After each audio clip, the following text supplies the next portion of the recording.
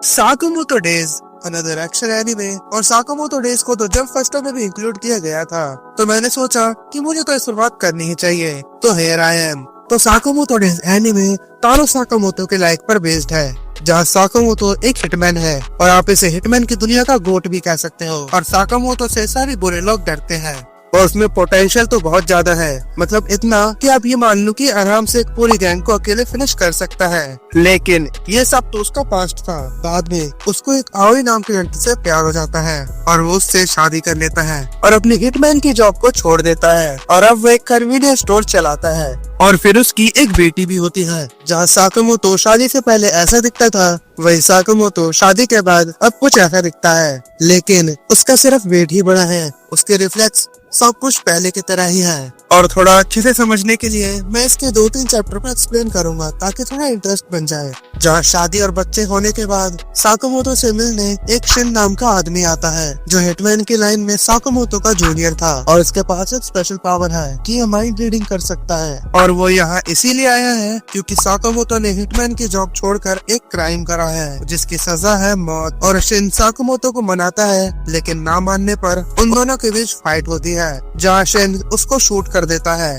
लेकिन साकामोतो अपने कफ ड्रॉप से उन गोलियों को रोक देता है और फिर शिन की भुस्सी भर देता है। और शिन साकामोतो का माइंड रीड नहीं कर सकता जब तक साकामोतो ना चाहे। और साकामोतो शिन की देखभाल करता है और जब शिन को होश आता है तो अपने अड्डे पर जाता है और वहाँ सब कुछ बताता है और वहाँ मौजूद सभी लोग शिन का मजाक उड़ाने लगते हैं। और शिन कहता है कि साकामोतो को छोड़ दो, उसकी जगह मुझे मार लो, जहाँ वो गैंग लीडर उससे एग्री करता है, लेकिन वो मन में कहता है कि ये मरे तो मैं बाद में जाके सभी के साथ साकामोतो को भी मार दूंगा। और शिन जो माइंड रीडिंग कर सकता है वो ये सब सुन लेता है और वो गुस्से में आकर पूरी गैंग पर हमला कर देता है, लेकिन अकेला वो क्या ही कर लेगा। जहाँ दूसरी तरफ साकामोतो अपने गन्स वाले एक चेम्बर टाइप रूम में जाता है और वहाँ से पिस्टल उठाता है और वो चला जाता है शिन को बचाने, जहाँ साकामोतो गैंग के अड्डे पर जाता है और कुछ ही देर में वो सबको मार देता है।